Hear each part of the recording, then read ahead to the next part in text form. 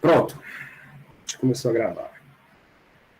Galera, então, aula passada, a gente fez uma revisão bem rápida, né? Bem sossegada aí daquele cálculo variacional, usando, inclusive, uma notação um pouco diferente que a gente usou que a gente usou lá na disciplina dos semestres passados, mas é a mesma coisa, né? Não vai mudar muita coisa, não. Hoje, a gente começa, de fato, aí a fazer um apanhado bem geral das coisas, só que nós vamos dar um enfoque um pouco mais aprofundado, tá? Das equações de Lagrange. Lá no semestre passado, a gente chegou nas equações de Lagrange já definindo uma função da Lagrangiana, que era a subtração da energia cinética com energia potencial. Lembram disso? Energia cinética menos energia potencial. Isso era definido como a função da Lagrangiana. Aqui eu vou fazer um trabalho um pouco diferente, só para vocês terem um contato com essa linguagem. A gente vai chegar no princípio de D'Alembert e aí a gente vai visualizar as equações de Lagrange e definir a Lagrangiana de uma maneira um pouco mais natural do que foi feito antes. Beleza? Então vamos lá com muita calma. Qualquer dúvida aí, vocês me avisam.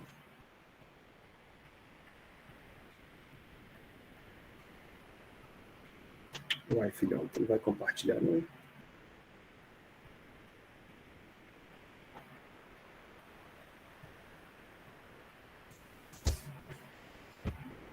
Pronto.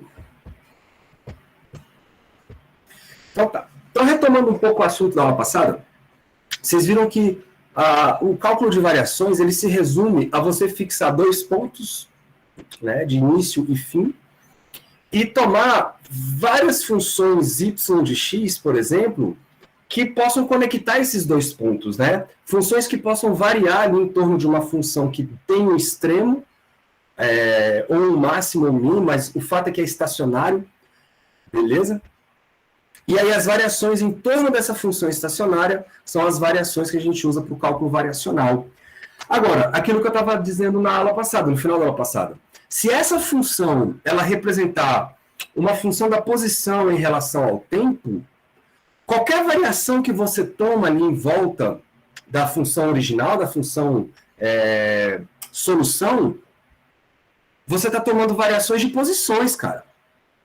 E se você tem variações de posições, o que você está tendo, na verdade, é uma variação de configuração do seu sistema físico. Porém, esse delta que a gente viu na aula passada, ele está restrito a variar funções dentro de uma mesma variável. E se a posição depende do tempo, você está pensando em variação de posições no mesmo instante de tempo. Obviamente que isso não é real, né? Você não pode variar a posição de um sistema num intervalo de tempo fixo. Como é que você faz isso? Né? A gente só trabalha com variação de posições, de configurações, com passagens temporais. Então, no intervalo de tempo de t mais delta t ou dt, dentro desse intervalo você pode mudar a configuração do sistema. Agora, dentro de um tempo fixo, como é que você faz isso? Você não faz. Mas com o cálculo de variação, isso é possível.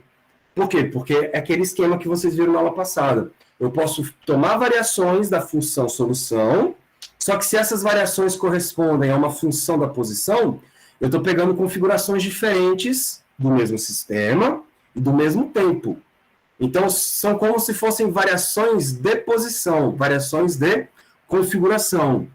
Como não são deslocamentos reais, nós vamos chamar de deslocamentos virtuais. Beleza? Então, tá aí uma primeira abstração que vocês vão precisar ter para esse curso. Vamos colocar ele aqui, ó.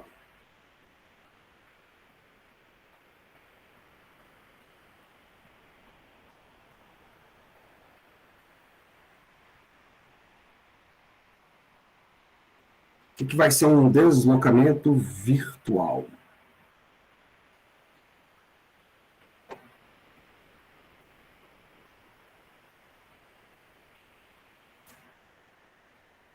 Vão ser, então, variações infinitesimais, né? Porque a gente toma sempre variações infinitesimais das funções.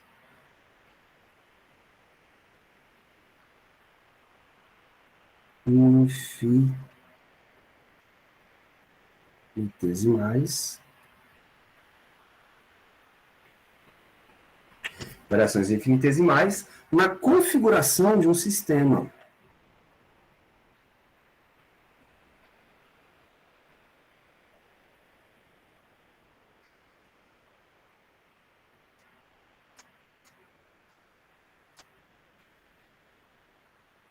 De um sistema. É claro, né, galera? Por mais que essas variações elas não são fisicamente reais, que não envolvem o deslocamento do objeto, de fato, porque é apenas uma variação da função, são os erros, né, são as flutuações ali, isso tem que acontecer consistentemente com as forças a que aquele sistema está submetido. Né? Não só as forças, mas aos vínculos impostos ao sistema. Então, você tem lá, sei lá, um exemplo simples. Um objeto caindo na gravidade, em queda livre. Ele pode tomar, né, por exemplo, matematicamente, a gente sabe que a queda com o menor tempo possível é a tal da braquistócrona, que vocês já estudaram. Uma coisa assim. Esse caminho dá o menor tempo. Qualquer outro caminho que vá de um ponto a outro vai dar um tempo maior. Mas são caminhos matematicamente possíveis. Então, são configurações de posições possíveis dentro de um mesmo tempo. Dentro de um mesmo tempo. Então, você quando pensa no mesmo tempo, por exemplo, aqui assim, ó, vou travar um tempo aqui, ó. Você tem aqui, passando por essa linha, posições diferentes no mesmo tempo possíveis. É claro que apenas uma delas corresponde à trajetória que te dá o mínimo, mas as outras correspondem ali a variações possíveis que você está tomando. São os delta. Opa! São os delta R, né? Digamos assim. São os delta R. Esses delta R correspondem a deslocamentos virtuais, mas todos eles têm que ser compatíveis e consistentes com as forças que estão sendo exercidas sobre esse bloquinho, ou sobre esse objeto, sobre esse corpo. Tá bom? Então, vou botar entre parênteses aqui, ó. Então, variações infinitesimais na configuração de um sistema consistentes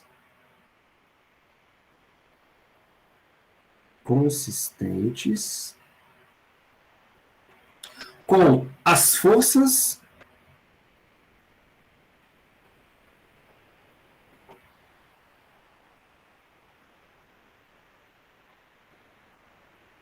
e os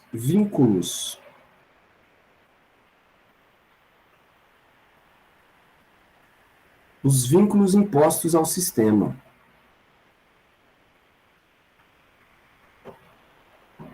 Impostos ao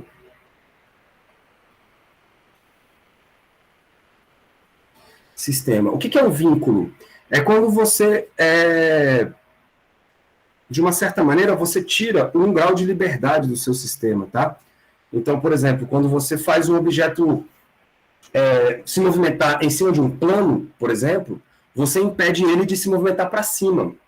Né? Então, o vínculo está colado no plano. E quando isso acontece, geralmente, os vínculos exercem forças, são as forças de contato. Pode crer? Então, são os vínculos, que lá no livro de vocês, em inglês, quando vocês forem ler, é constraints. Tá bom? Então, geralmente, os vínculos, o que eles fazem? Eles eliminam um grau de liberdade e criam forças de vínculo, porque eles fazem com que, para você ficar preso naquela dimensão, você precisa, ou naquele grau de liberdade, você precisa de uma força agindo naquele sistema. Tá bom? Então, esses deslocamentos têm que ser consistentes com essas forças, e eles são, aqui é o grande lance, ó, eles são todos realizados em um dado instante de tempo t.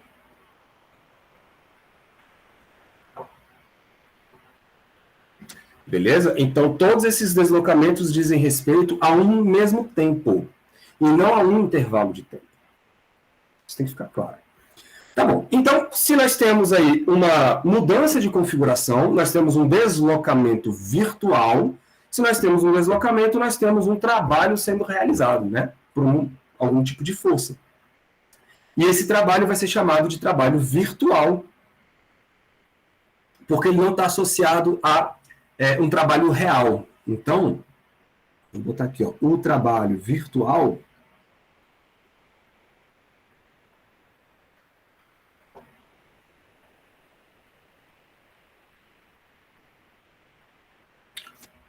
O trabalho virtual realizado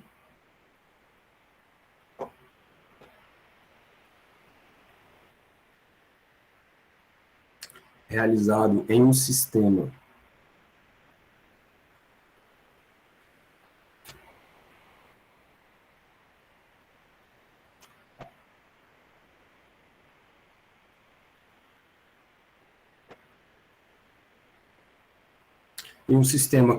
formado, né, com um conjunto de N partículas. Vou botar um N maiúsculo aqui, ó.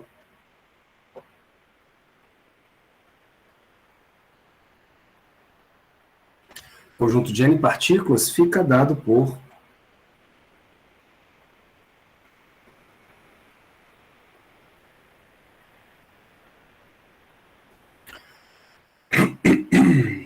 como é um trabalho infinitesimal, nós vamos chamar de delta W. Beleza? De novo, galera, não confundam o delta com o D.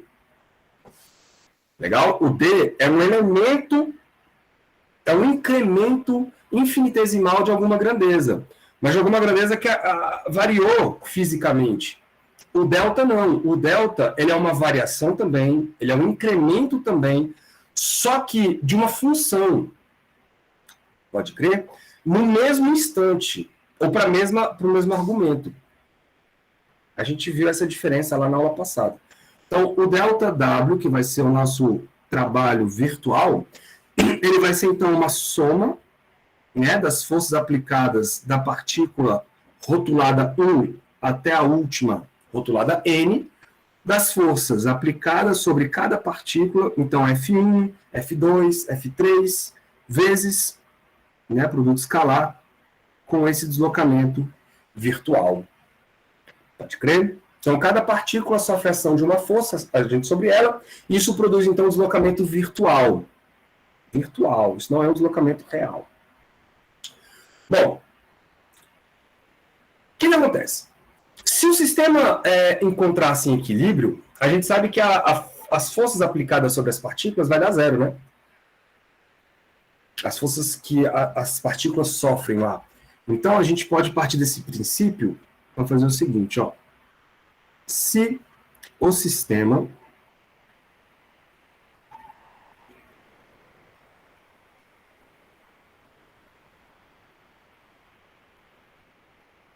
encontra-se em equilíbrio,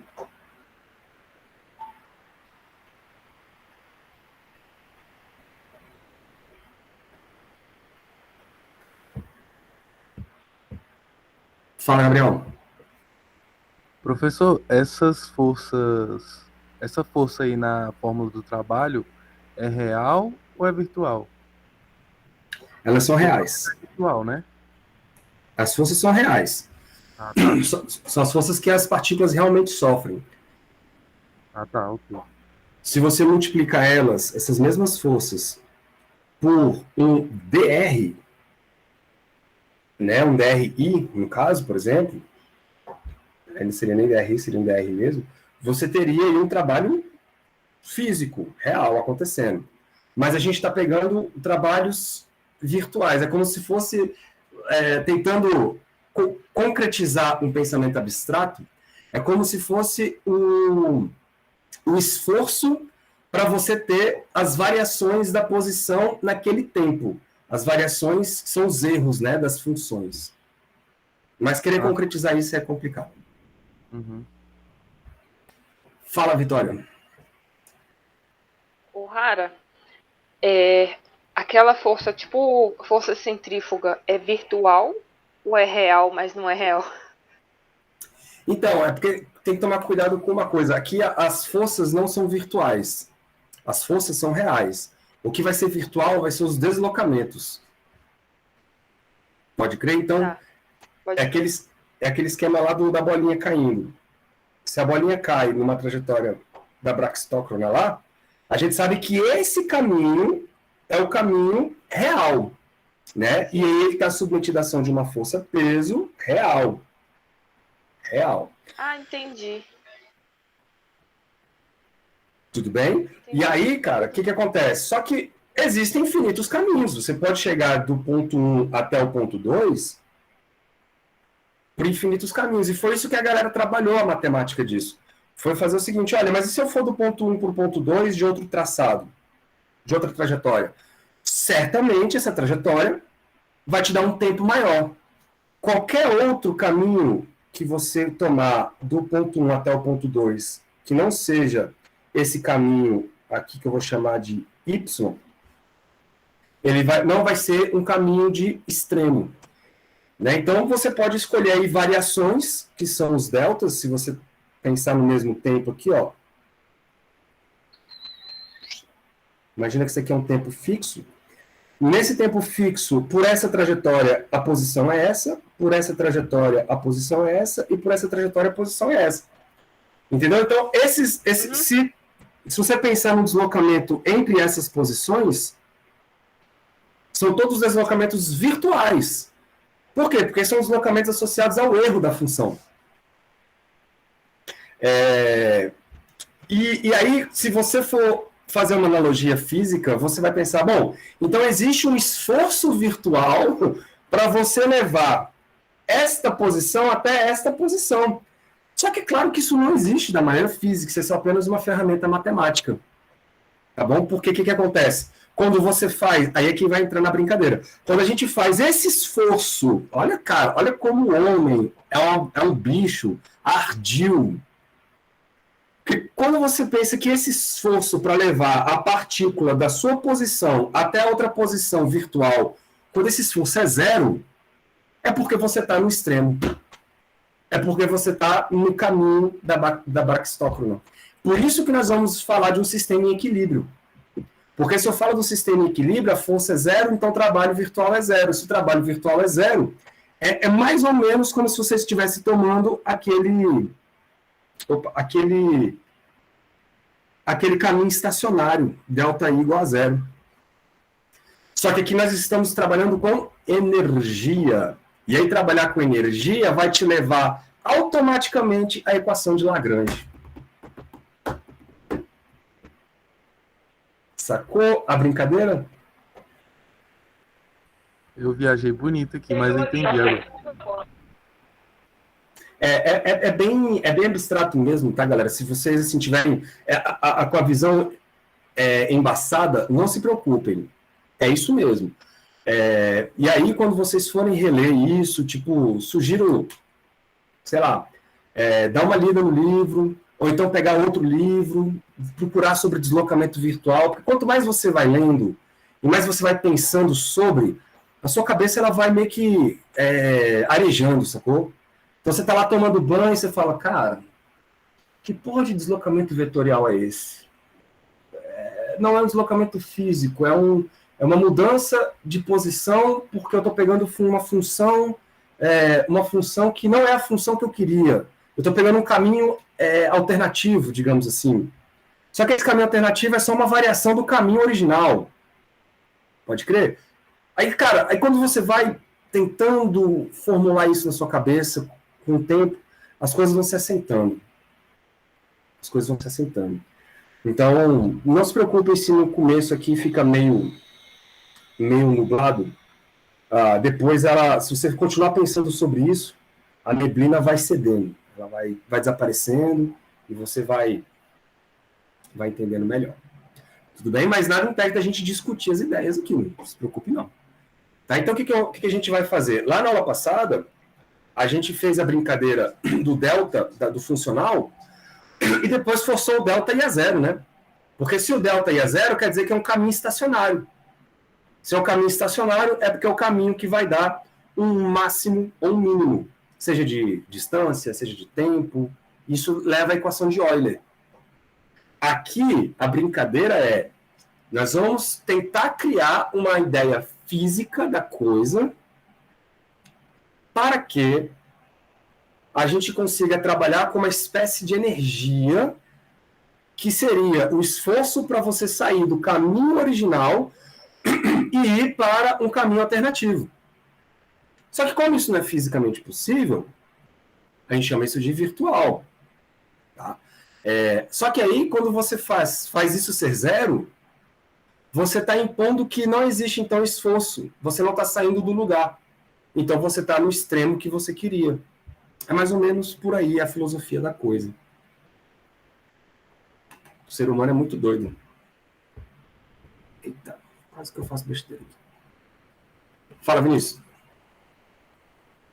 Professor, então, meio que assim, no virtual, tem como mudar de lugar, existe a possibilidade ali, só que no final, como tudo meio que vai ser igual a zero, por ser um estacionário, ele nunca vai, tipo, sair, então. Por mais que ele vá, ele volta. Tipo isso. É porque, na verdade, quando você pega da natureza e solta o objeto para ele cair, matematicamente falando, existem infinitos caminhos para seguir. Só que no mundo real, a natureza impõe uma restrição. Ela fala assim, olha, o movimento só vai acontecer assim. Então só existe esse movimento. Mas nada impede da gente tentar entender outros caminhos. Então o que a galera fez assim de genial?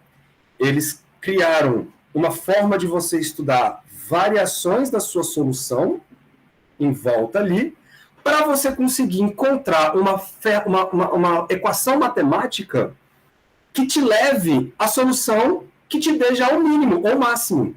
Então você tem a equação de Lagrange, aquela equação de Euler, né? Que a gente viu na aula passada, que era o dt do df dx', eu chamei de y, né? dy, era isso? Acho que era isso. dx' menos dy dx igual a zero. Então, essa equação aqui, a equação de Euler, ela surge exatamente quando você pensa em tomar caminhos completamente aleatórios, sacou? Mas você restringe aquele que a natureza vai escolher. E aí, por si só, essa equação, ela te dá a solução do problema. Olha que coisa doida, velho. Então, você pensa nos erros, é como se você estivesse contornando o problema. Você pensa nos possíveis erros que a natureza poderia escolher, só que você fala, não, a natureza vai escolher esse. E qual é, então, a condição para que a natureza escolha isso? Essa equação. Aí você consegue a equação de movimento. Genial, né, velho? Entendi. Muito genial.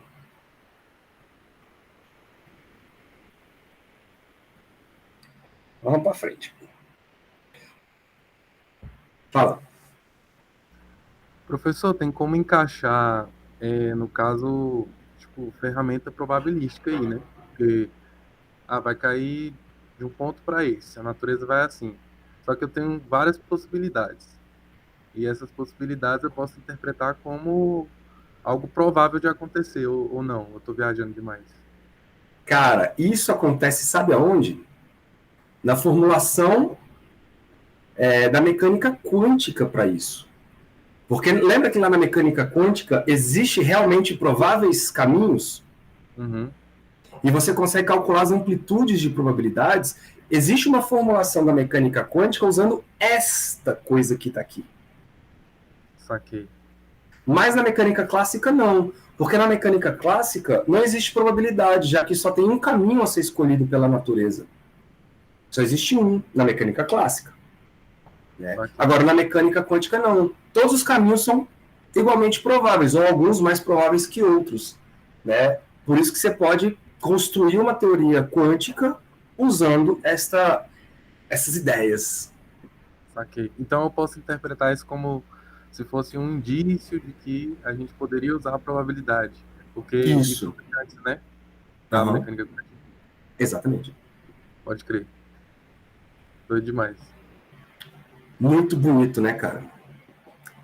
Manipulação de dados, não, só se você estiver pensando que é a natureza que manipula os dados, né? A gente não, a gente só tenta compreender o que está acontecendo. Porque a natureza clássica, ela não tem outro caminho, ela só tem aquele, tuf, pronto. Qual é a menor distância entre dois pontos? É uma reta, ponto, acabou. A natureza clássica, ela fica muito presa a uma solução apenas, né? A natureza quântica, não, ela te dá várias outras alternativas viáveis. Viáveis.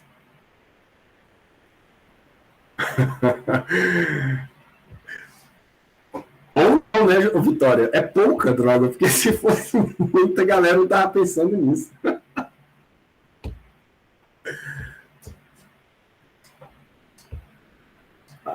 Vamos lá. Mas fiquem à vontade aí, galera. Se vocês forem tendo agonia aí, vocês vão falando.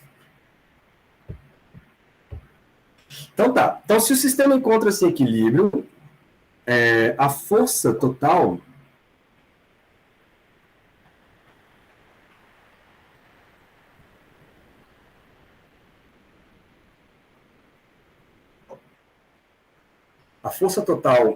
em cada partícula, né?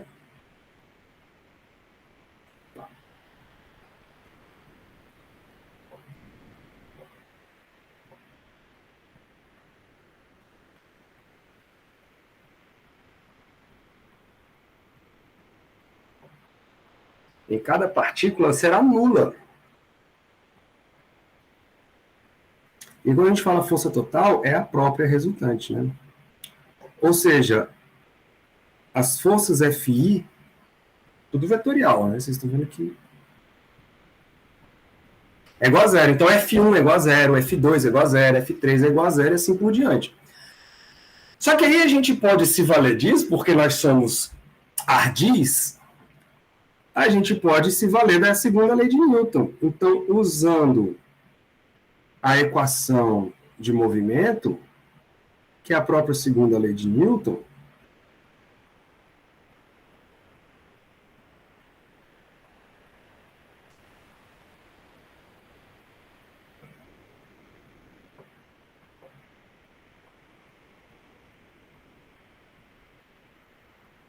que vocês conhecem como a força resultante sobre cada partícula corresponde à taxa de variação do momento linear de cada partícula, né?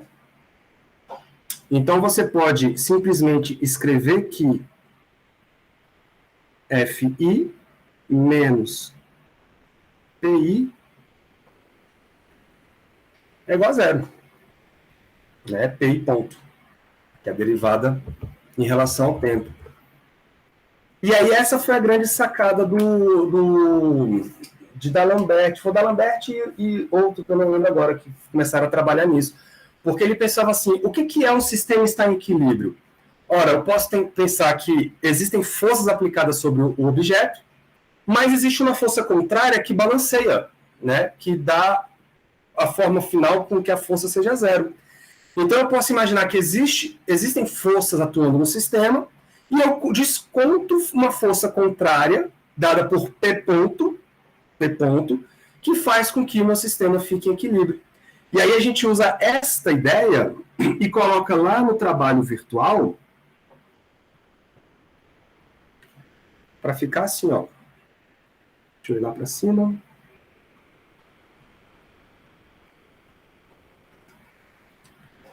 Então, o trabalho virtual fica dado da seguinte maneira.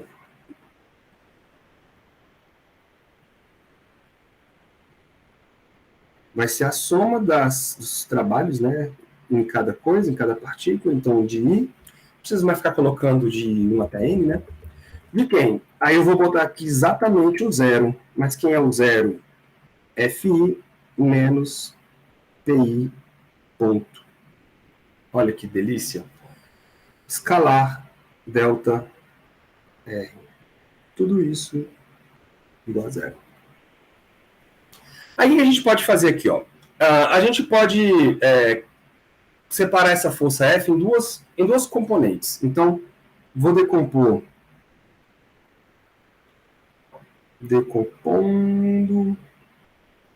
a FI. São as forças aplicadas, né? Só que eu vou separar agora de duas categorias. As forças realmente aplicadas, que são as forças, digamos assim, externas, né? Decompondo FI em forças aplicadas.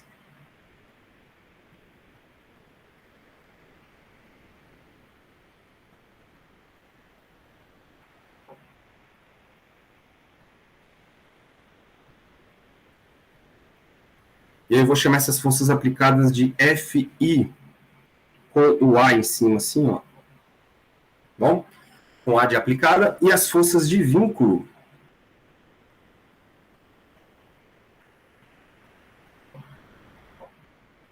Porque as forças de vínculo não necessariamente são forças que outro sistema faz sobre as partículas ou que as partículas fazem entre si. São forças de restrição ali que restringem a partícula ao grau de liberdade de movimentação dela. Né? Então, igual eu estava falando, quando você restringe um objeto a se mover em cima de um plano, ou você restringe a molécula de um gás a ficar confinada dentro de um recipiente, tudo isso aí são forças de vínculo, né, que restringem o movimento. Então, a gente vai separar essas duas forças, a força de vínculo e a força aplicada. A força de vínculo, eu vou escrever com F minúsculo assim, ó, FI. Tá bom? Deixa eu botar a barra vetorial aqui em cima, senão fica esquisito. FI. Se a gente faz isso, eu posso escrever, então, que a força total na partícula I vai ser, então, igual à força aplicada, ou seja, a força que ela sofre em virtude de um outro corpo, mais uma força de restrição, FI. Beleza? Se a gente faz isso, você pode voltar lá na equação do trabalho. Vou botar assim, ó, chegamos.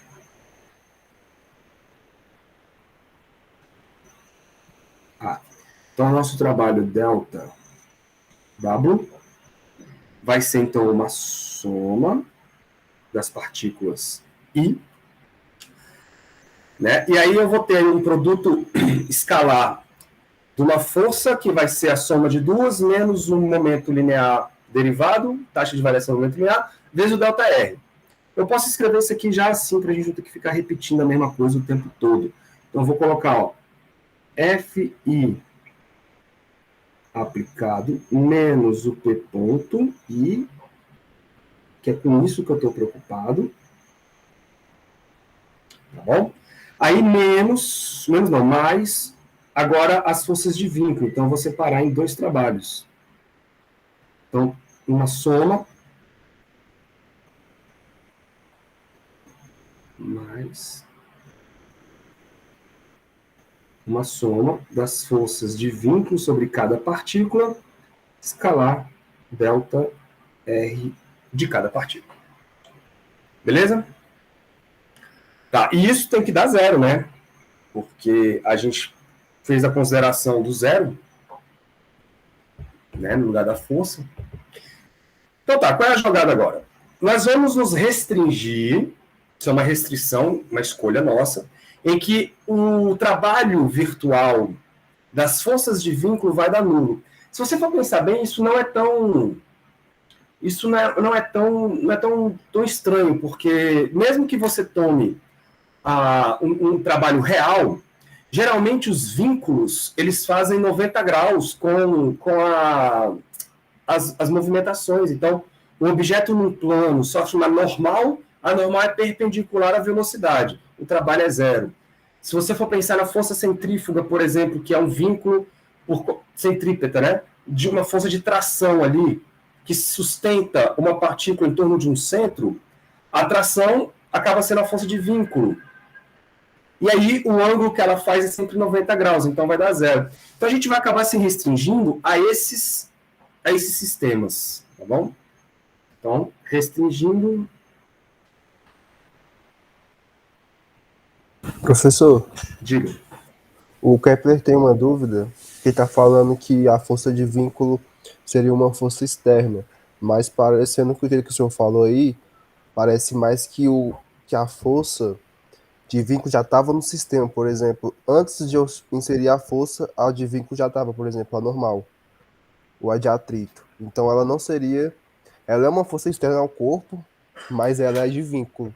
Isso, exatamente. É porque, por exemplo, uma força externa, ela não necessariamente reduz o seu grau de liberdade. Só reduz o grau de liberdade de um sistema se você tiver um vínculo. Então, por exemplo,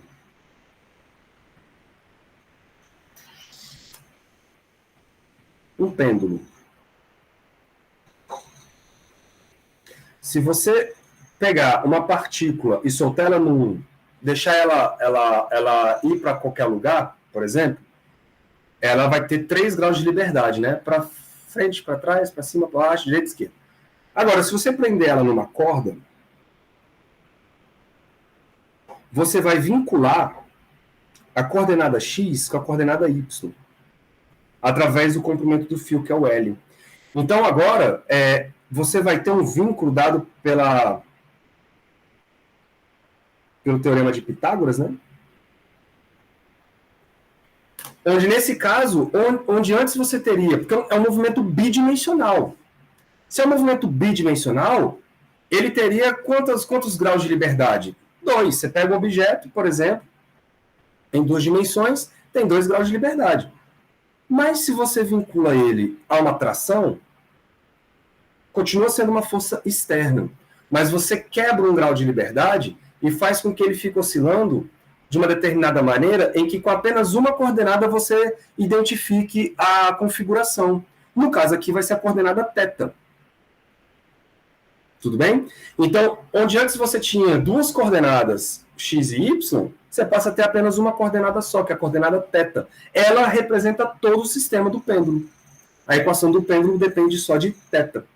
Mas para isso precisa de quê? De um vínculo. Então são essas forças aí que a gente está trabalhando. Apesar de ser externa, perceba que ela tem um quezinho a mais aí de...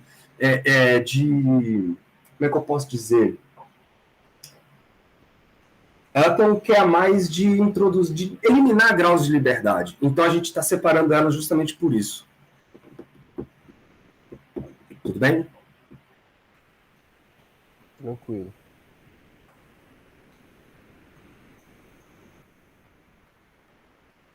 Por isso que lá na Mecânica Clássica 1, a gente estudou sempre sistemas holonômicos. O que são sistemas holonômicos? São sistemas nos quais a quantidade de grau de liberdade que o seu sistema tem vai ser exatamente igual à quantidade de coordenadas generalizadas que seu sistema pode ter. Né? No caso, então, do pêndulo, você tem quantos graus de liberdade? 1. Você tem quantas coordenadas generalizadas? 1, que é o θ. Tá bom? Quando você restringe o sistema a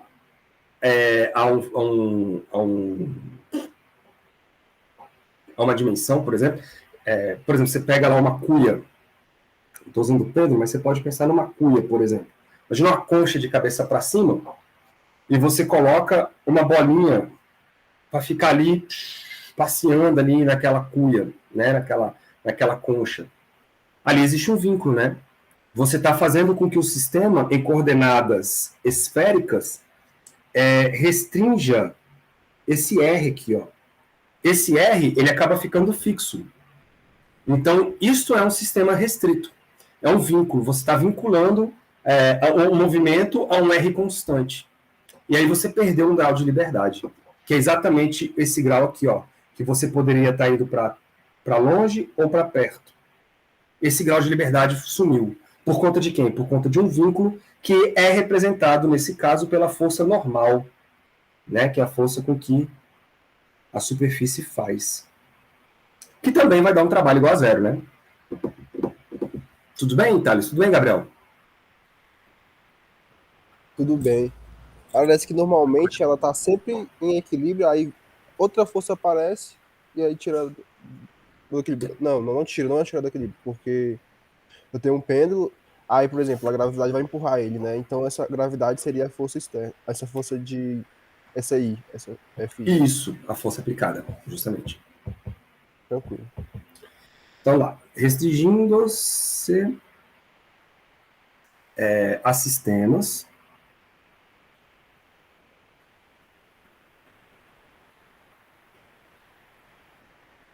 nos quais o trabalho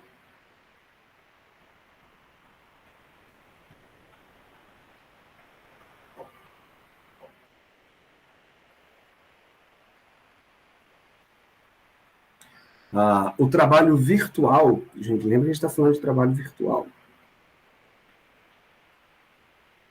Líquido.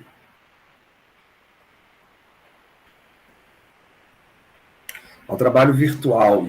Opa.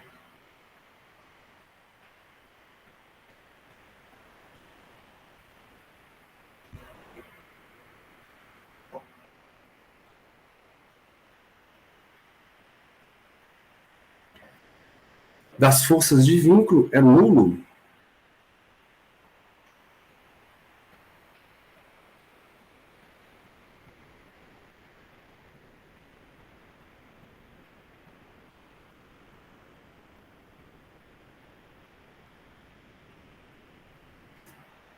Aí a gente vai ficar com só a outra parte, né?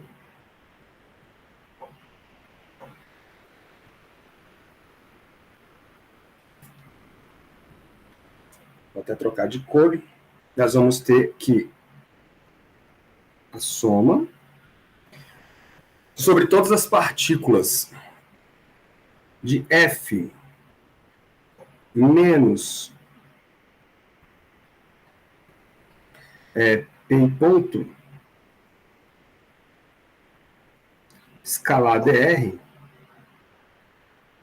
é igual a zero. Aí percebam que eu tirei o azinho de cima da força, porque aí agora eu estou considerando só as forças aplicadas mesmo no sistema, e aí eu estou desprezando os vínculos. Eu estou falando, olha, os vínculos não fazem trabalho, então eu fico só com as forças realmente aplicadas. Aí para não ter que ficar carregando esse A o tempo todo, a gente fala, ó, isso aqui é o F, força, né, a força aplicada. Tudo bem? Isso aqui, galera, parece que a gente está rodopiando em torno do mesmo lugar, né? Mas não tá. Por quê? Porque olha só que coisa, bicho. Isso aqui não necessariamente é zero, individualmente. Isso aqui não necessariamente é zero. Tá? E não vai ser. E os deslocamentos virtuais também podem não ser zeros, né? A gente está falando que o trabalho vai dar zero. Isto é conhecido, trabalho virtual. Isso é conhecido na literatura, depois vocês podem, quando vocês forem ler, vocês vão encontrar isso aqui como um princípio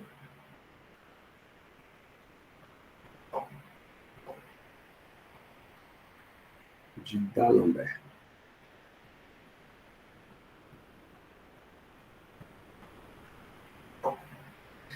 Mas pensem que isso aqui é um princípio meramente matemático, tá, galera? Porque vou chamar essa equação de 1, tá?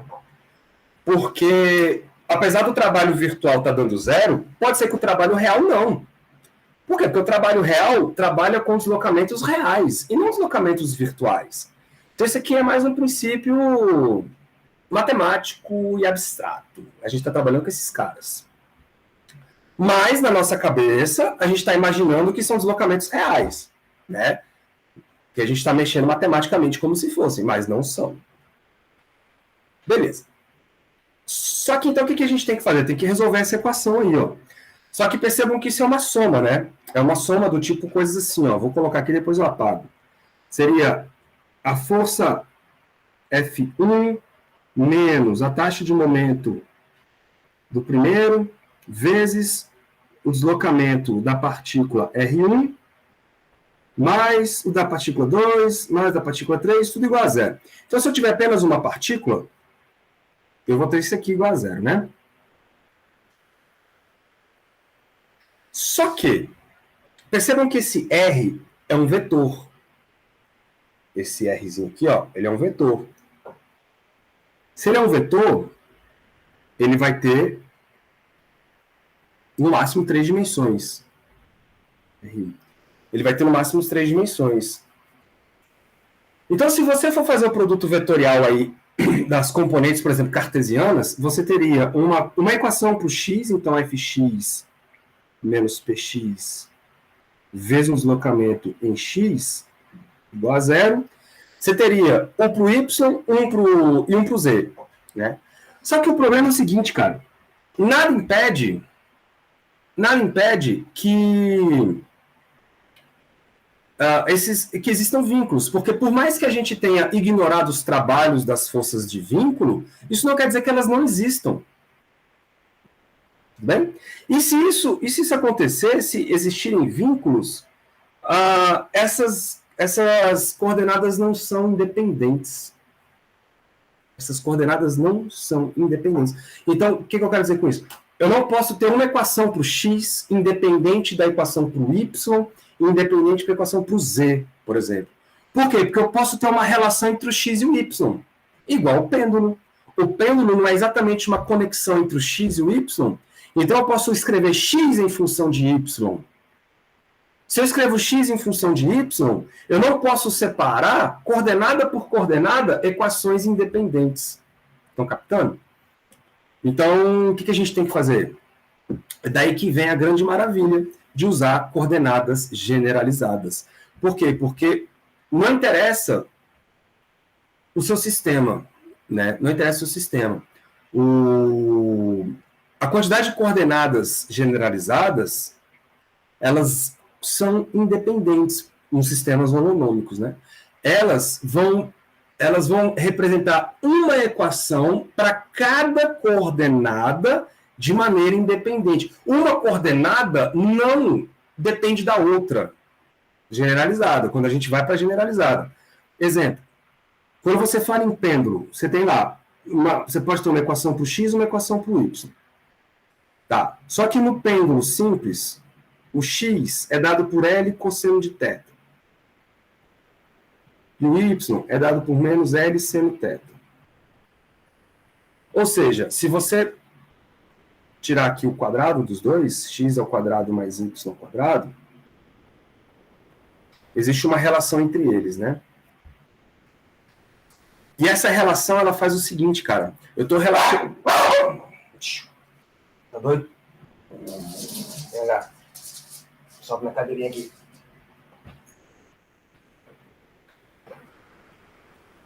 Essa coordenada aí, que antes eram duas, mas agora elas são dependentes fisicamente. O que quer dizer dependente, galera? Quer dizer que se eu conheço uma, eu conheço a outra, né? Tá entendendo? Se eu conheço uma, eu conheço a outra. Automaticamente. E isso quer dizer que elas não são independentes. Então, basta conhecer uma, que eu tenho a outra. Então, na verdade, o sistema só tem um grau de liberdade. Não tem dois. Né? Que no caso aqui, o grau de liberdade vai ser exatamente o θ. Vai ser exatamente o θ. E aí, quem é coordenada generalizada mesmo? É o θ. E não x e y. Pode crer? Por isso que a jogada da coordenada generalizada ela é importante. Porque a gente escreve o sistema em termos das coordenadas que representam exatamente a quantidade de graus de liberdade do seu sistema. Então, deixa eu escrever esse blá blá blá aqui para vocês. Ó.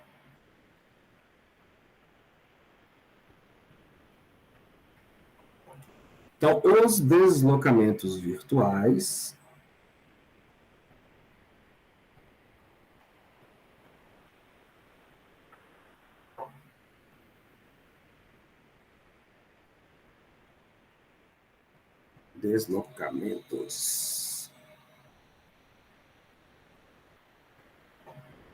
virtuais podem não ser independentes.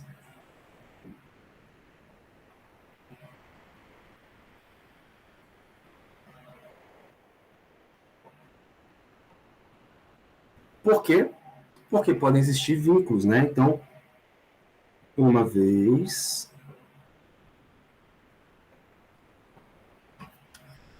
uma vez que podem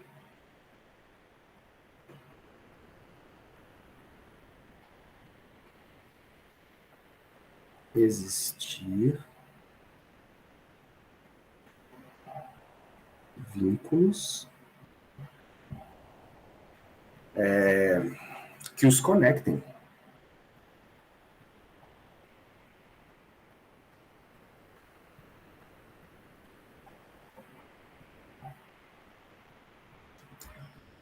Beleza? Então, qual é a solução? Assim, aí é que vem a genialidade da coisa. É conveniente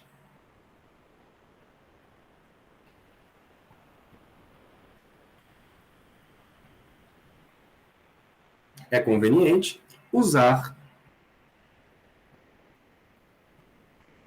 coordenadas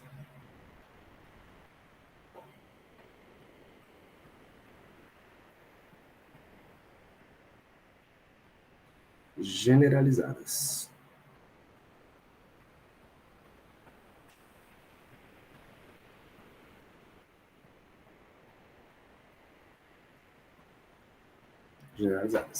Então, imaginem aí que vocês têm um sistema com N graus de liberdade.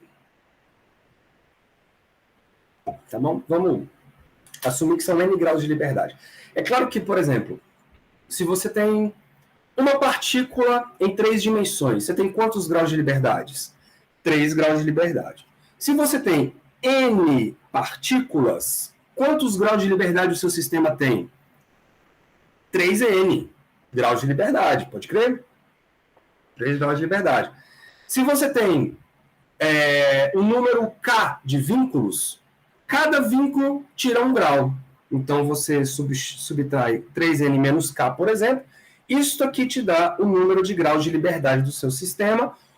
Ou, se você preferir, isso aqui te dá o número de coordenadas generalizadas do seu sistema. Vamos voltar para o exemplo do pêndulo? O exemplo do pêndulo eu tinha x e y. Quantos graus de liberdade eu tenho? 2 graus de liberdade. 2 graus de liberdade. Quantos vínculos eu tenho? Um vínculo. Então, se tu faz 2 menos 1, você fica com 1. O que é isto? É o grau de liberdade que o seu sistema realmente vai ter, que corresponde com a coordenada generalizada, que é simplesmente uma, que é quem? O θ. Bem, galera? Então, vamos simplificar um pouco aqui as coisas. Eu vou escrever o seguinte, ó.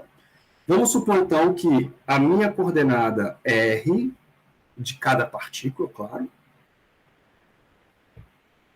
Vou ver um barulhinho aqui. Fala, Vinícius. Rapidinho, professor. Então, no caso da força centrípeta, por exemplo, seria a mesma ideia do pêndulo? Tipo, ali eu teria 2 coordenadas, só que estaria, tipo, a força centrípeta seria um vínculo. Então, eu teria só uma coordenada generalizada ali no raio. Isso, exatamente. Só. Aí, cuidado quando você for pensar em força centrípeta, porque, na verdade, a centrípeta, ela é só uma... Como é que eu posso te dizer? Ela é uma resultante, né? É uma força inercial. Então, quando você for pensar nessa situação, pense assim na tração. Tá. Porque a tração, ela sim é uma força física ali agindo no seu sistema. É a força que impõe um vínculo ao pêndulo, é a força que impõe um vínculo ao sistema que gira. Entendi. Tá bom? Beleza. Valeu. Valeu. Beleza, Eric. Sem problema, velho. Vai lá. Bom almoço aí pra você. Então, eu vou escrever aqui as coordenadas R do meu sistema, então, são funções, cara, das coordenadas generalizadas, que eu vou chamar de Q1, Q2, onde essas coordenadas generalizadas, quantas são?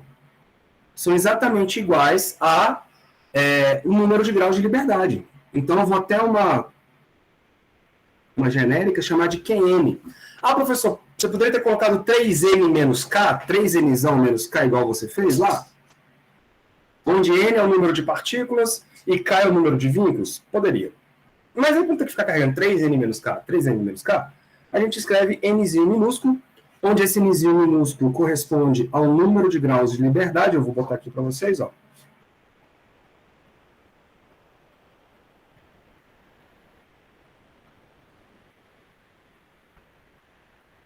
Número de graus de liberdade.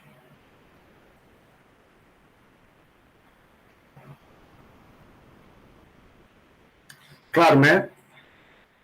Sistemas holonômico.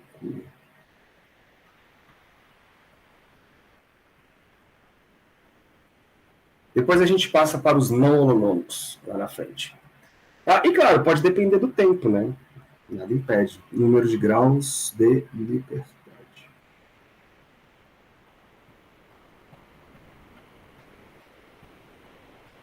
Pronto. Então, se essas são né, as minhas coordenadas generalizadas, eu posso agora fazer o seguinte. Se eu derivar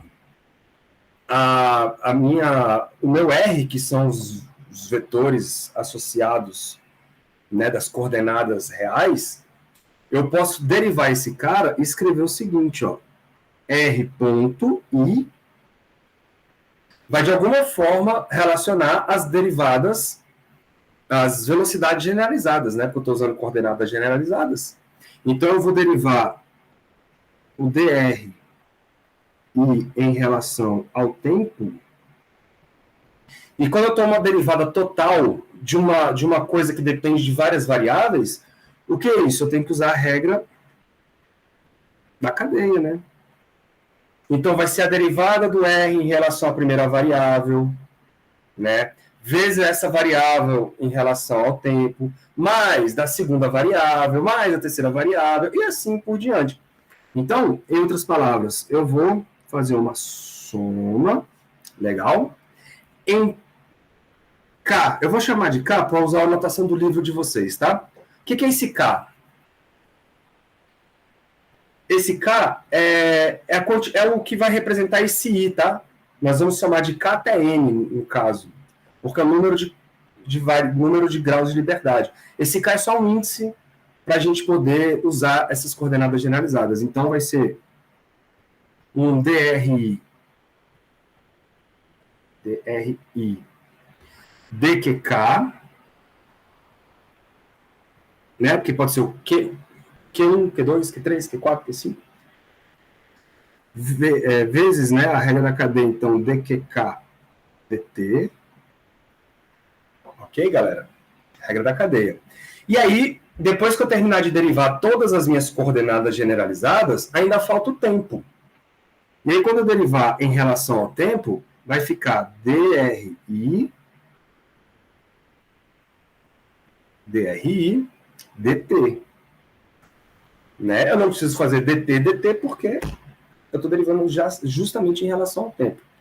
E não preciso botar uma soma. Por quê? Porque eu não tenho componentes do tempo. O tempo só existe um. Não existe uma componente, várias componentes temporais. Então não tem soma aí para o tempo. Beleza? Bom, o que seria então o dqk-dt?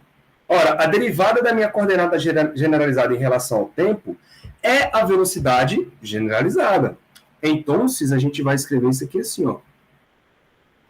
R.I vai ser igual a uma soma em K de dr e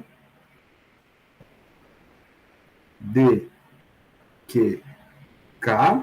E aqui, galera, eu vou colocar agora, ó, o qk ponto. Beleza? A derivada do Q em relação ao tempo. Mais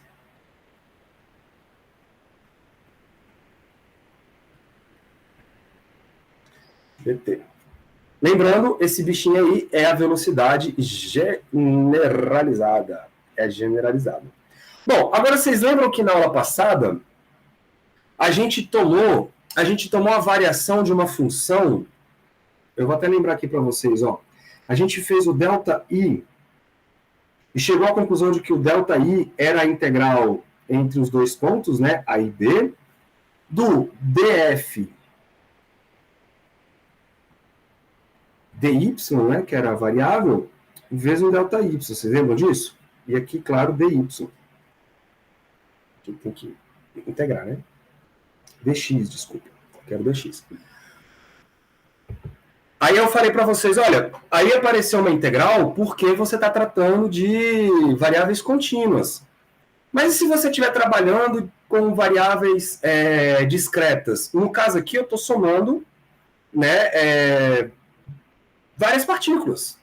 Então, as partículas correspondem ao número discreto de quantidades. São quantidades discretas. Então, quem seria, vou botar assim, ó, similarmente,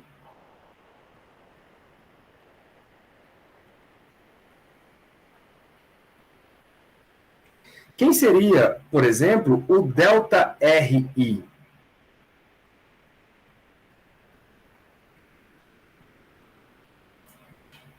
Ou seja, quem seria esse bichinho aqui, ó? ΔRI. Que são os deslocamentos virtuais, não é isso? Os deslocamentos virtuais.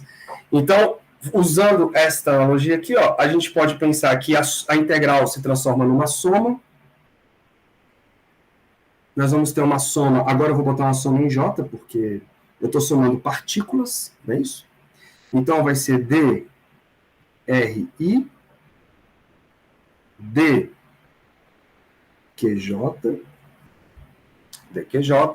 vezes o ΔQJ.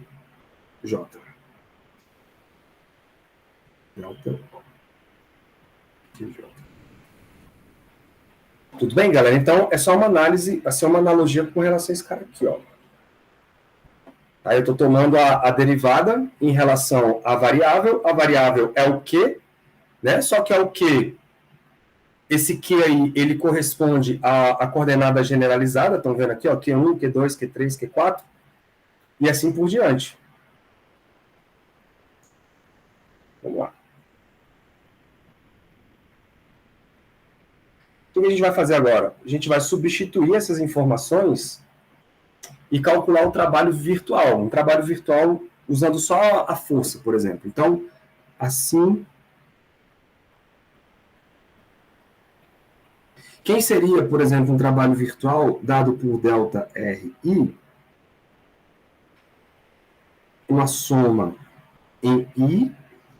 Aí, cuidado com essas somas, tá? Uma soma é no número de partículas, e a outra soma corresponde ao número do grau de liberdade, que são os Qs envolvidos lá dentro. Eu vou tentar aqui uma soma em I de FI escalar DRI. Tá? Mas eu vou colocar no lugar do ΔRI aquela coisa lá de cima. Desculpa, isso aqui é o ΔW.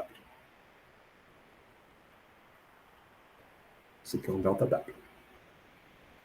Deixa eu adiantar para vocês o que eu vou fazer. Está vendo o princípio de D'Alembert? Eu vou fazer uma conta com o produto escalar FI ΔRI, tá? E vou chegar numa conclusão. E depois eu vou fazer o P ponto I com ΔRI. Beleza? São duas contas que eu vou fazer. Uma para esse e uma para o outro. E depois eu vou substituir aí no D'Alembert. Então, primeiro, eu estou tomando esta parte aqui, ó. FI com ΔRI. Bom? Depois a gente faz com outro pedaço. Então, vamos lá. Isso vai dar, então, o seguinte.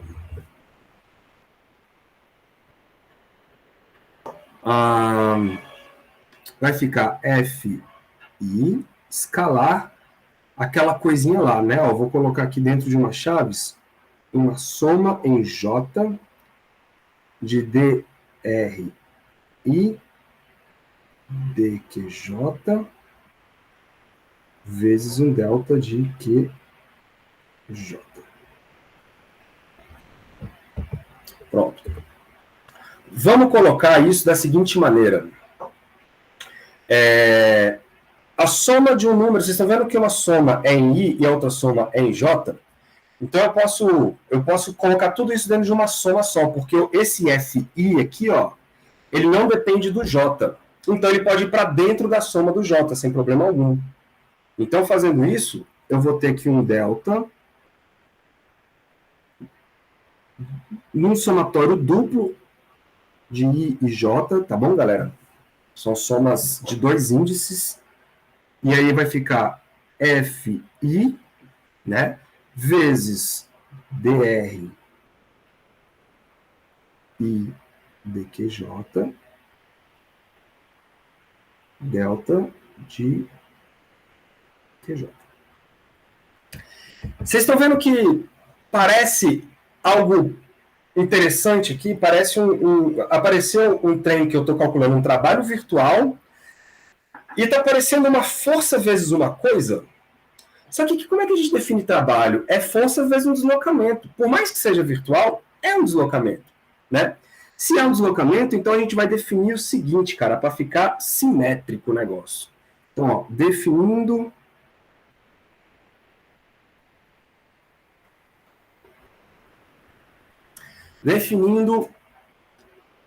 eu vou chamar de Q, para seguir o livro de vocês, um Q maiúsculo, beleza? Um QJ, esse QJ vai ser a soma de em I das forças FI, legal? Escalar com a derivada de RI em relação a DQJ. Então, olha só o que eu fiz. Eu estou juntando esses dois termos aqui, ó. Estou juntando tudo isso e chamando tudo isso de Q. De Q. Beleza? E isto, galera, então, quando você substituir lá, na equação de cima, vocês vão ver que a gente vai ter uma espécie de QJ vezes um delta QJ. Quer ver? Ó, vamos substituir lá? Então, fazendo isso,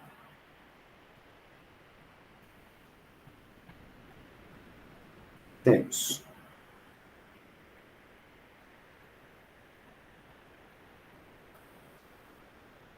Então, olha para lá. Percebam que eu estou somando em I, isso quer dizer que vai sobrar uma soma em J, hein? Vai sobrar uma soma em J. Então, o meu delta W, ele vai dar uma soma em J, uma soma em J, de quem? Esse produto F vezes a derivada, eu chamei de QJ. Então, aqui vai aparecer um QJ, beleza? Aqui vai aparecer um QJ e delta QJ.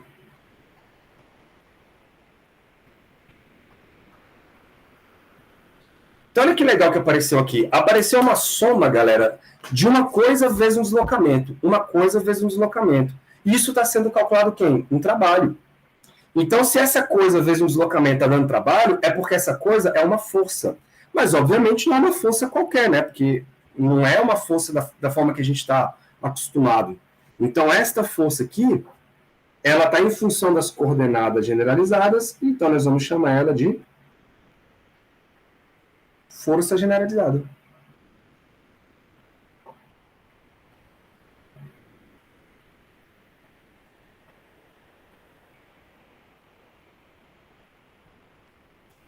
Deixa eu botar aqui embaixo, força.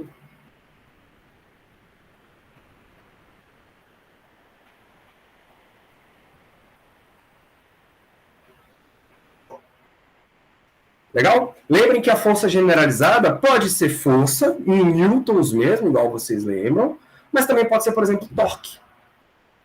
Pode ser, por exemplo, torque, como vocês já viram lá em mecânica clássica. Então, isso aqui é apenas uma força generalizada porque a gente está usando coordenadas generalizadas. Legal? E esse aí vai ser o nosso trabalho virtual, que você pode pensar como um trabalho generalizado. Olha que coisa. Até aí, tudo bem? Agora eu vou fazer um bocado de conta. Eu acho.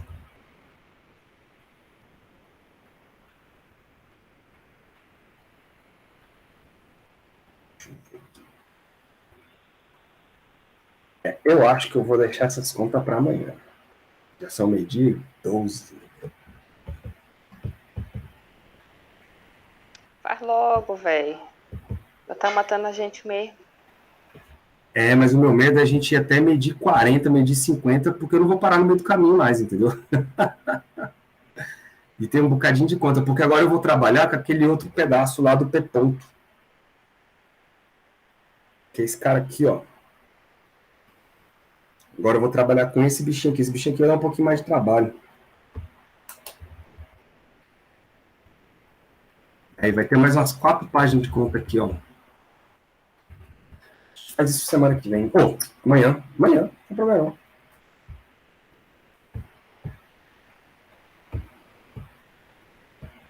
Deixa eu ver aqui os... Que força de Coriolis, Josane, você tá falando?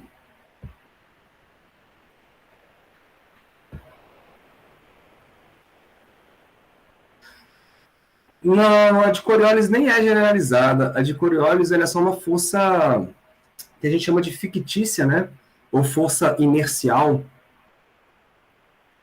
Ela não chega a ser uma força generalizada, não. Aqui é quando você coloca a força em função das coordenadas generalizadas. Aí a gente chama de força generalizada. Ou você chama de... É um nome. É um nome porque lá no fim isto vai dar uma ideia de força por conta da equação de Lagrange.